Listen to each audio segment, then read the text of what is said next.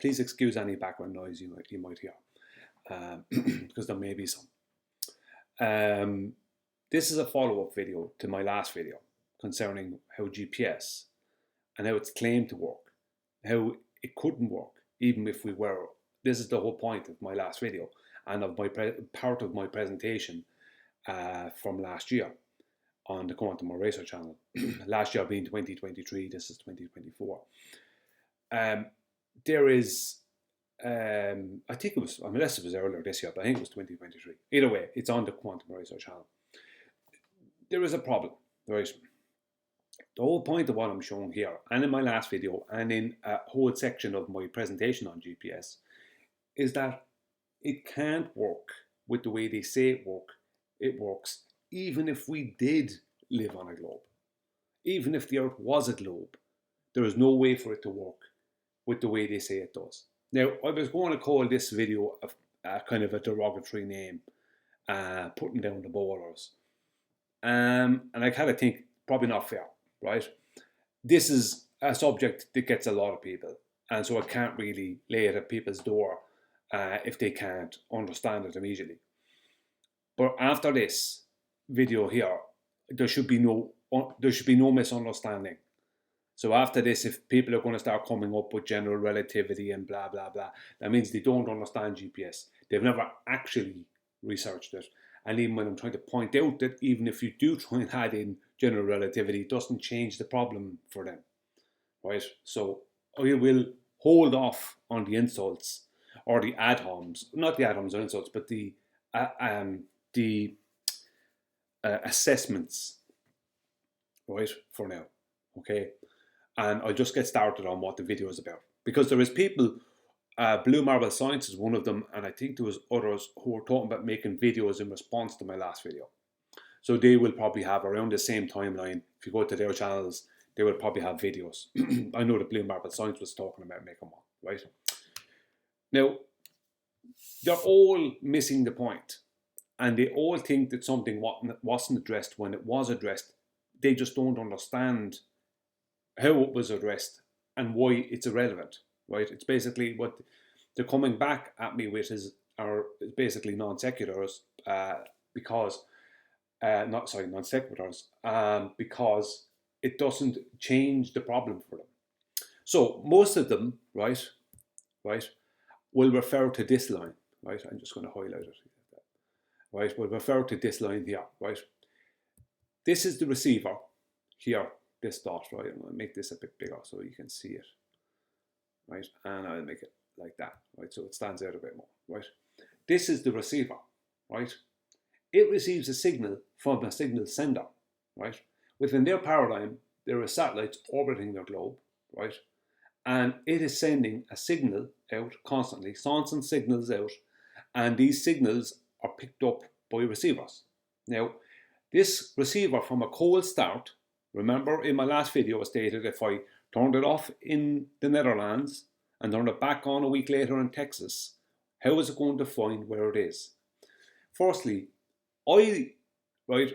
they also on our opposing side don't seem to realise that because they don't listen to videos, they don't watch them properly, so they don't actually know what's been said.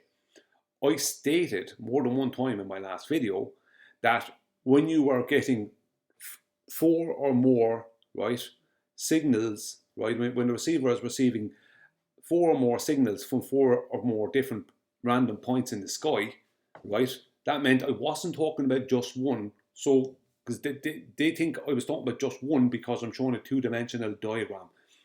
That's how ridiculous it is, right? Because I showed 2-dimensional diagrams and I showed 2-dimensional moving diagram here. I didn't show any 3-dimensional anything with 4 different signals. I don't need to for this, to explain this.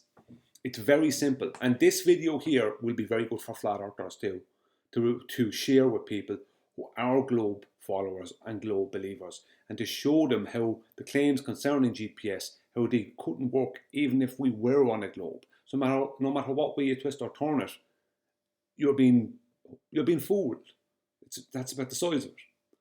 Now, as I said in my last video, this is not going to be and the same for this video. This is not going to be about how GPS actually works. That's a different video. That was a different portion of my presentation on it. How I show what actually happens, how it actually works. The only way it can work, right? This is about how they claim it works, and the fact that they're claiming we're on a globe, and how if we even were on a globe, it wouldn't work with the way they claim. So this satellite, right, let's just say, sends out a signal. It's received by this receiver that you turn on as a cold start. You're in Texas, you haven't turned on your receiver for a week, and last week when it was on, you were in the Netherlands. Now you turn it on, it's a cold start. You don't know where you are, the receiver doesn't know where you are.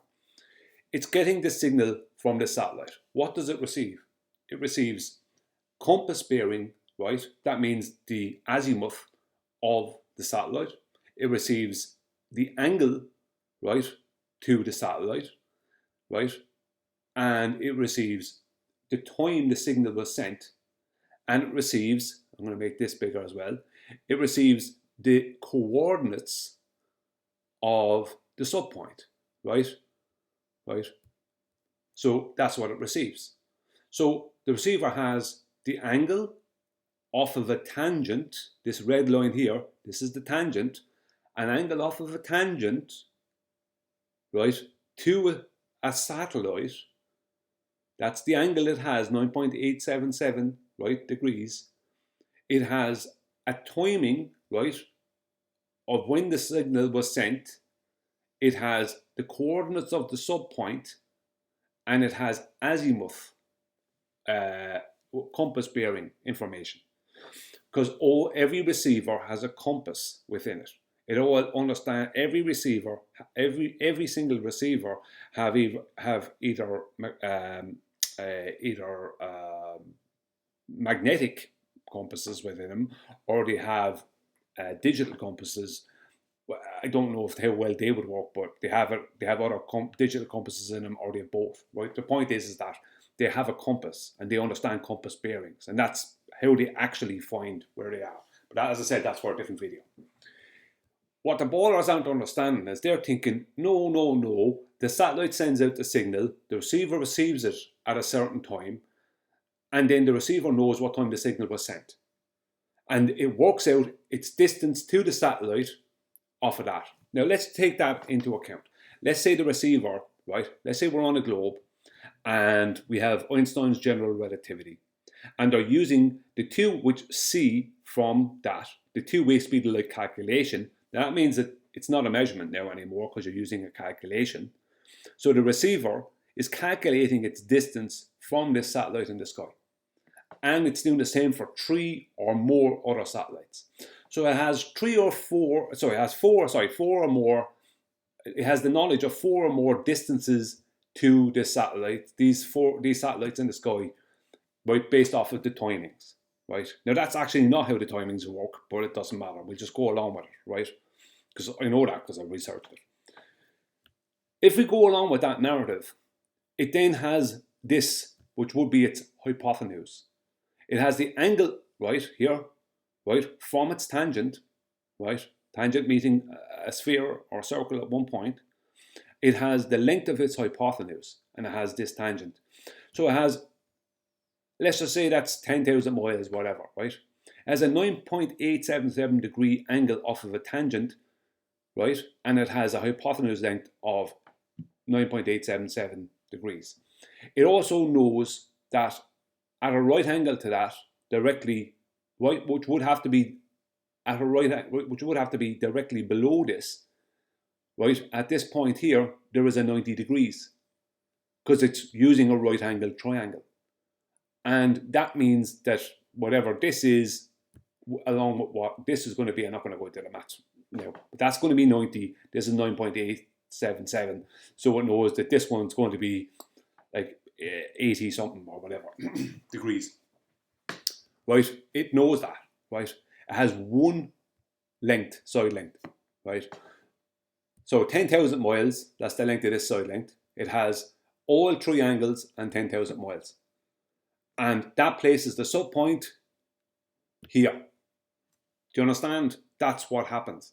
It places the sub point there. Right? But the sub point that the coordinates are on the surface of the globe, supposedly. The coordinates are on the surface of Earth, right? But within this paradigm, we're using the globe. But how does the receiver determine its distance, right? Because what it needs is not what they think, which is a distance to the satellites. Because if it has, as I said, as I've shown here, the ridiculousness of it, let's say it has signals from 4 satellites, right? And it knows the distance to all 4 satellites, right? Which means it knows the angle and the azimuth angle from the tangents, from a tangent, the angle from a tangent, which I'm showing how ridiculous this is here, for each one of those satellites, and the azimuth of each one of those satellites subpoints, and it has the coordinates of the subpoint, and it has the distance to those satellites. How, based off of that distance, which is the only distance information it has, how does it do anything with that? How does it do anything with this distance here and these 3 angles? It can't do anything. It doesn't tell it anything about its actual distance along the arc of the globe to the subpoint. Because that's where the coordinates are. Because what it has is 4 or more coordinates on the surface of the globe. That's what it has. But it has no way of finding out what distance it is from those coordinates. Because it only has a side length that brings it up into the sky. Right? And it's an angle off of a tangent, and it's using a diverging zenith. This is the zenith for the receiver on the globe. So it has this angle, this diverging zenith, right? So it's diverging with this zenith from the subpoint. It has this angle, it has this side length and this angle. So it'll work out all the rest. And then end up with a right angle triangle up in the middle of nowhere, up in heliocentric outer space. 4 right angle triangles up in the middle of nowhere in heliocentric outer space. That will not show it or help it to find its distance to any of the 4 subpoints, which is what it needs. It needs to know where it is for its coordinates, for it to tell you, the person with the receiver, what your position is, what your coordinates is. It doesn't have that information. It doesn't have the information it needs, which is the distance along this arc here, right? Which to use even this angle at the center, right? This 56.30 angle, right? It can't use that angle because it doesn't know what that angle is, because it doesn't have this arc length. It needs this, right? This green length here and this orange length here even.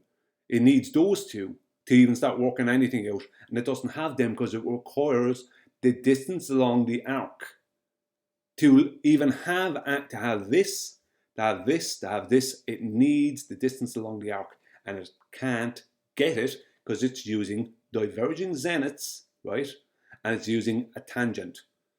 And it's using, supposedly, right, general relativity. It's not really, right? That's not what they do. But it doesn't matter. For this to go along with it, right? It knows it's 10,000 miles away from this satellite up in the sky, and it's off at a tangent. The satellite is 9.877 degrees.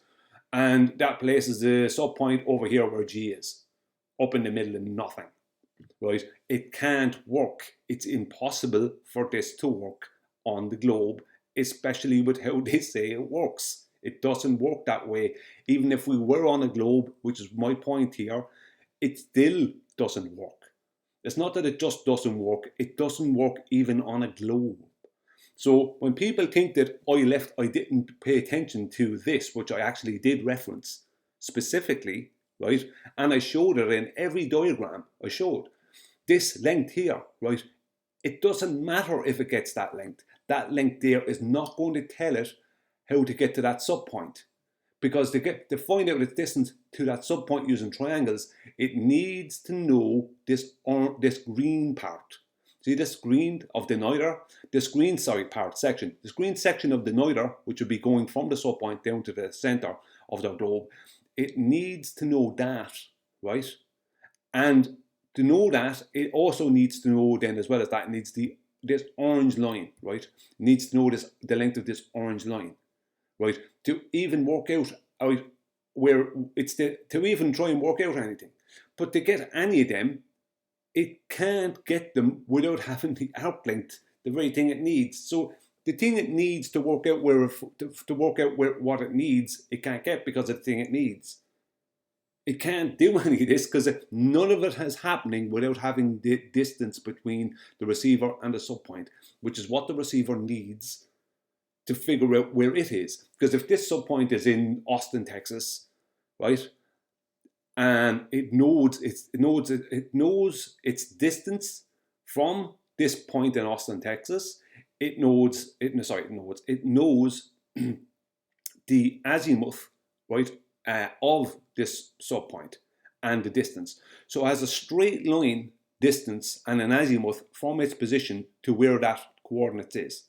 And it has the same for 3 or more other positions.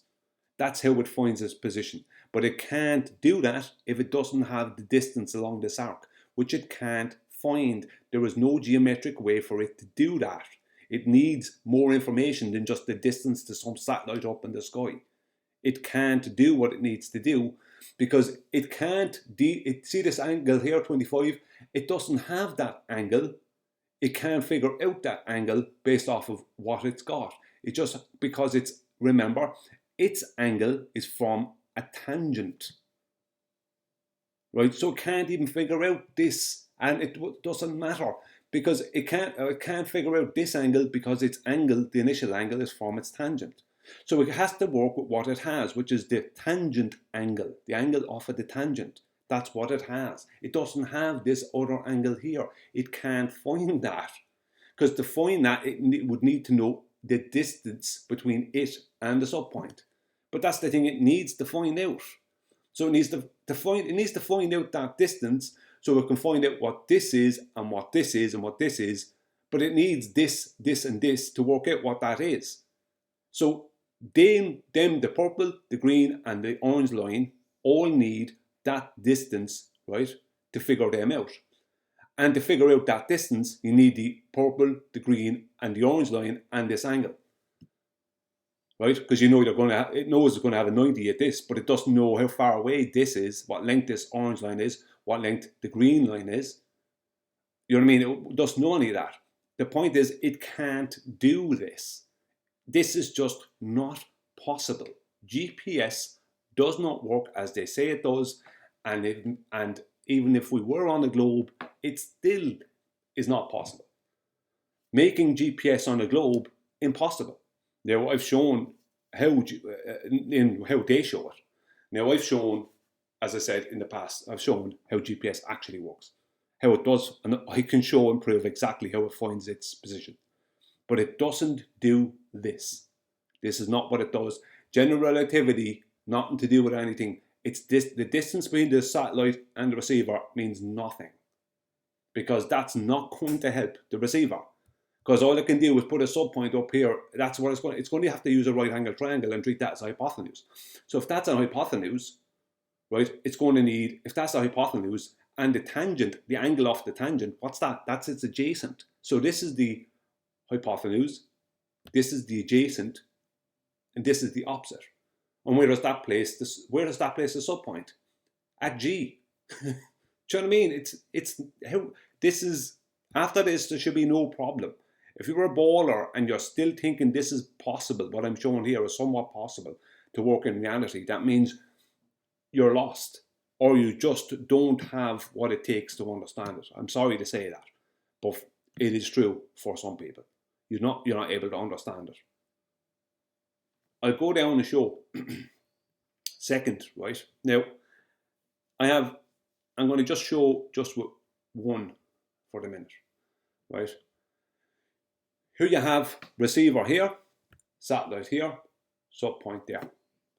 This is your tangent, this green line, right? Your tangent angle off the tangent is 13.57. This green line here, this other one, I make that serrated for the moment. That one is the zenith, right, from the tangent. So that's what you have. You have a tangent and a zenith from the tangent, and that zenith is diverging with this, right? That zenith. Those zeniths are not parallel, they're divergent. So the fact that the receiver is working with a tangent and a divergent zenith makes it impossible for the receiver to find anything information after that out. It can't find where the subpoint is. It will never find the distance along this blue line between it and the subpoint, this arc. It'll never do that, right? And even if you, and just to show, even if we bring a second, right, receiver into it, and make this the same, right? There's two divergent zeniths, two receivers, right? Both of them both receivers are at an equal distance, right, along the arc of a globe to the same subpoint. They both have the same exact angle to the same satellite, right, and they both have the same divergence of zenith, right? What now? The receivers can only make angles up here, both of them. They're still going to be placing the subpoints up here and up here. That's what they're going to have to do, because they're going to have to make right angles because this green line, these green lines, they're the adjacents. These black lines are the hypotenuse, right? So that's the distance, right, if they want to use the two-way split light calculation, between the satellite and the receivers, based off of general relativity, right? You can do that if you want to mathematically, but that's not going to give you anything. You still don't have anything that's going to help you find any of these two receivers find a distance, either one of them, to this subpoint. It's still not going to happen. It can't, right? They can't find their distance along that arc, right? They don't know the distance between them and the subpoint. Even if, right, and this is the thing, right, if you bring this down, right, actually before I do it, this line here, right, I'll serrate this one too just to make it stand out. This black line, serrated line here, this would be a chord, let's just say, right, through the circle here, through the globe. Well, what would be really is a spherical cap, but from 2 dimensions, it's a chord, right? Each receiver, right, they both at the same angle, right, and if they were in communication, which they're not, they were just one receiver at a time, but if they were both cold start and they both had this is totally hypothetical, and giving it more than one receiver to help them find the subpoint. That's 2 receivers, not just one. If both of them had a cold start and they had the same exact angle to the same satellite at the same time, then that would mean they'd know that the same distance from the subpoint of that satellite. What they would need to know is the distance between them and the center here of the chord, right? To even start doing anything, right? But they don't know that. They can't find out the distance between them and the center of the chord, because to know that, they need to know the distance along each arc, right? From each receiver to the subpoint on the surface of the globe. They can't do any of this, right? On the globe, it just can't be done, right? In this way, this can't be done, right? The only way you could do it, right, is, well, no, I'm not going to say the only way you could do it. If you used the flat plane, right, and you used parallel zeniths, right, then you'd have to use these 32 and 32 angles. But that would mean that you can't use your tangents, which you need to use because you're claiming you're on the globe. So you can't do that. You won't be able to use these angles, and you won't know what these angles are because you don't know the arc that you're dealing with. So even if you had, right, 90s here with parallel zeniths, and you had hypotenuse lengths here, right, you had but even at that you can't have even at that you can't know how to make the zeniths parallel, because to know all that you have to know this arc length. You can't do it without that arc length. The rest, as far as if we're talking about dealing with a globe, the rest goes out the window. You don't have that arc length, and you can't find it out. You won't be able to find out what the chord length is, because to know what the chord length is, you need to know the distance in an arc length between receiver 1 and receiver 2. You don't have that, because the only way to know that is both receivers would have to know their exact distance to their subpoint, both of them to the same subpoint. And they don't know that, and they have no way of figuring it out. They have 2 tangent angles, right, with diverging zeniths, right, that don't do anything for them. Right? It doesn't help them with anything. So technically, the only information they have is they have azimuth, right? the azimuth, we both have the azimuth to the same satellite, or the same subpoint, right? Same because the azimuth is going to be the same, right? They have tangent angles, right? And they have divergent zeniths. Oh, and they both have hypotenuse lengths, right? Now, maybe with two of them, maybe with both of them having hypotenuse lengths, they might be able to figure it out. They're just thinking out, yeah. But they'd have to treat them, but well, no, they won't. And I tell you why they won't. They won't be able to do it even if because their angles are off the tangents. What am I saying? I'm being stupid. I'm trying to give them every chance I can, but I can't. It's just geometrically that can't happen because their angles are off of the tangents. This is where their angles are coming from. They don't have this. They don't know. See this 32? They don't know that. They don't know that that this where they're meeting the chord in the correct place. They don't know that. The receivers just have an angle off of these tangents. That's all that they have. So even with two receivers at equal distances from the subpoint and with equal angles to the satellite, even then, mathematically, from a geometric point of view, they still can't work out. Even knowing the distance here, based off of the two-way speed light calculating the distance, even if they calculated it 100% correct, it wouldn't matter because they can't figure out their distance to the subpoint. They both only have tangent angles, right? They don't know about this 32 degree angle because they don't know the arc that they're dealing with. They'd have to know the arc they're dealing with to know what length the chord is, to know what that angle is. They can't do it. No matter what way I've tried to make it work from here, it just doesn't work. End of story. If you knew both these lengths here, right, and you knew this length here, that would mean you know the arc length, right? But you'd have to know the arc length, this full arc length, to know what this black serrated line chord length should be. So all you actually have is two hypotenuse lengths to the same satellite, and and your angle is off of a tangent, and you have divergent zeniths, and that's it. You have no distance to the subpoint, which is what you need. And this is totally hypothetical, remember. This would, within their paradigm, well, it's all hypothetical within their paradigm. But the point I'm making is that there wouldn't be two receivers, right? Within the official claim, there's one receiver, and it has four different distances to four different claim satellites, four and more, off of four different tangents, off of a tangent, four different angles, four different azimuths, all the rest of it. But it doesn't mean anything because that distance is not going to solve the problem. That distance is not going to fix the problem for them. It can't be done. There is no geometric way around it. So it doesn't matter if you want to talk about general relativity and distances based off of two-way speed light calculations because you didn't watch my last video, and didn't pay attention, especially at the end where I directly addressed it. You're missing the point. They have an angle off of a tangent. That's the claim.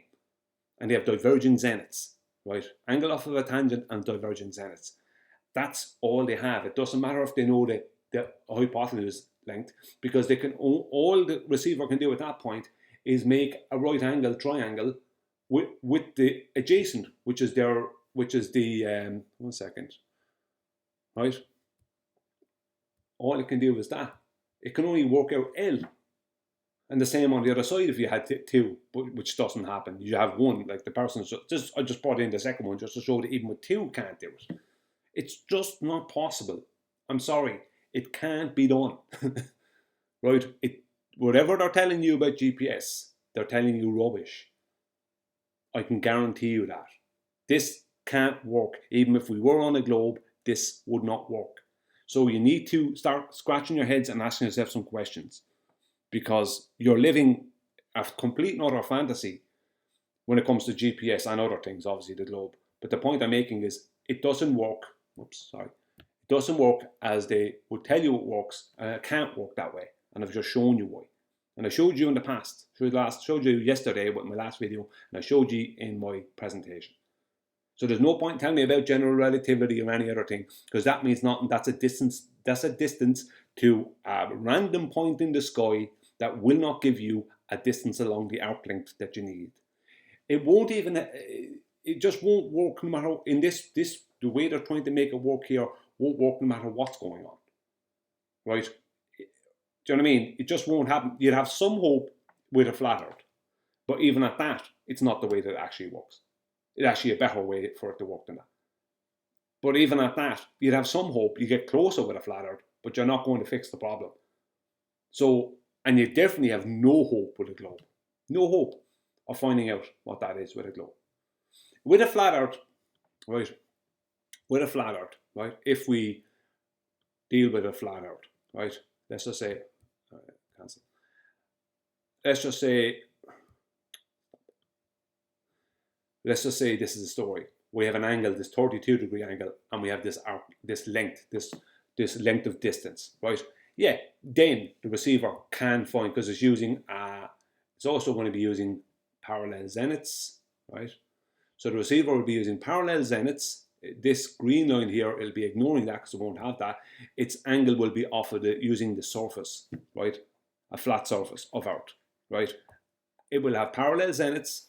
It will, and if I had this hypotenuse length here, right, then it knows it has 32 degrees here, 90 degrees here. It knows what the 32 and the 90, it knows what's the remainder here, and it has one side length. Yes, on a flat earth, this can work. You could find out, the receiver could on a flat earth, find out its distance to the subpoint. Yes. You could, now, it does it, that's not exactly what happens, right? But it could work on a flat plane. Definitely could work on a flat plane. But it can't work, it can't work on a globe because it can't find out the arc length. And it can't use a chord length because it doesn't have the arc length. It needs to know the arc length to know the length of the chord. Whereas on a flat earth, it doesn't need all of that. It's literally, it has its adjacent already. So yes, could this system work on a flat earth using general relativity? Yes, you could. If you hypothetically allow the two-way speed light calculation to be not just a calculation, to actually allow it to be a measurement, which is not. But if you use that and could figure out a distance, that would give you a hypotenuse length. It would give you, you would have your angle off of the surface of Earth, not off of a tangent. Not off of a tangent. You would actually be using the surface. And that would allow you to figure out the three angles, and you have one side length. That will then allow you to figure out the base length, the adjacent length to the subpoint. Yes, it could work on a flat plane.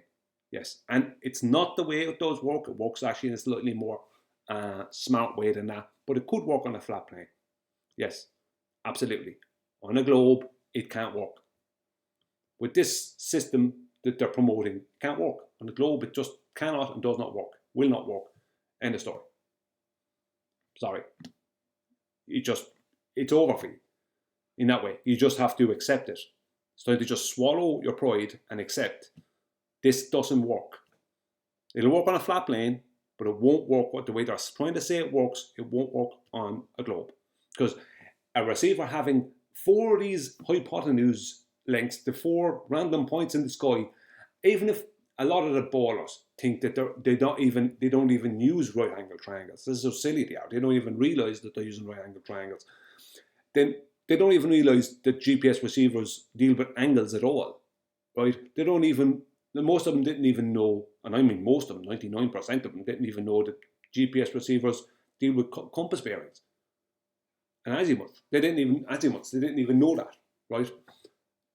Even if we take all that away and let's just say we pre-assume that this receiver here, right, is on the surface of a globe and it has four straight line distances to four satellites, right?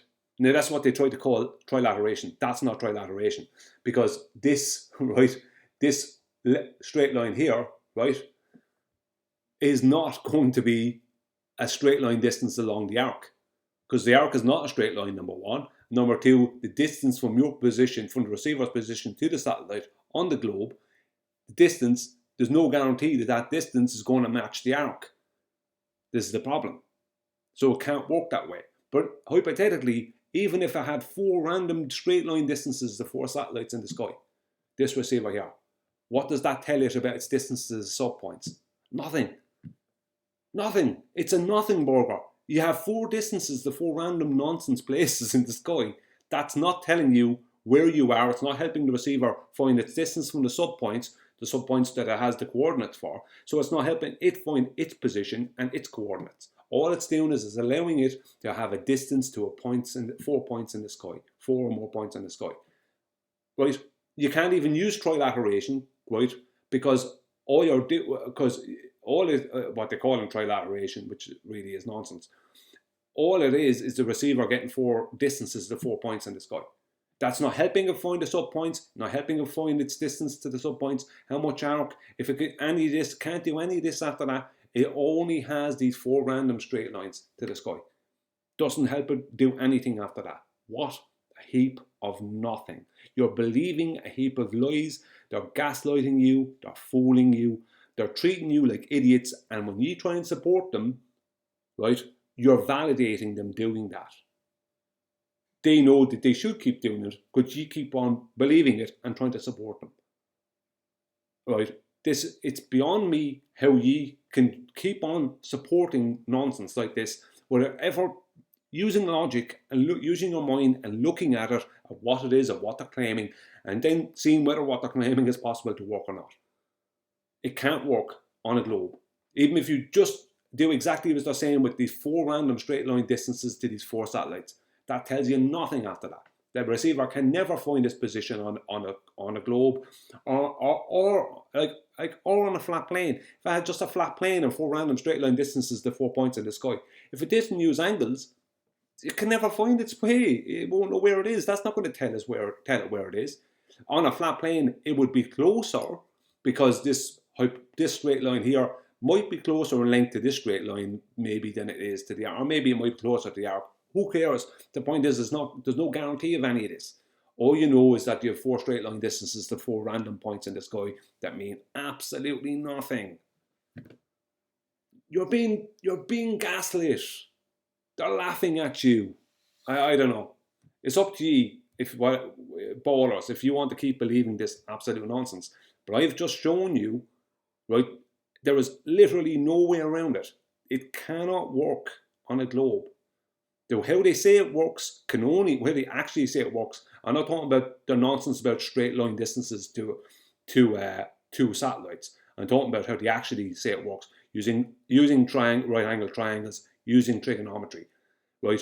That can only work on a flat plane. And how it actually works is actually even smarter than that and simpler. But that can work on a flat plane, but it can't work on your globe because you have an angle off of the tangent, remember. You don't have an angle off of a chord because you don't know what length the chord is. Do you even use it as an angle? You don't know at what angle there would be between the tangent and the chord, and the hypotenuse here and the chord. You can't figure that out because you don't know what arc there is. You don't know what length of arc. You can't do any of that. There's no way out. It's over. I'm sorry. Now, I'm going to leave it at that because I don't think I shouldn't really need to go any further. That should really have cemented it. I don't see why after that you can have any questions for me. The questions should be for the people telling you that this is how GPS works when it's not, because it can't. End of story. Thanks for watching.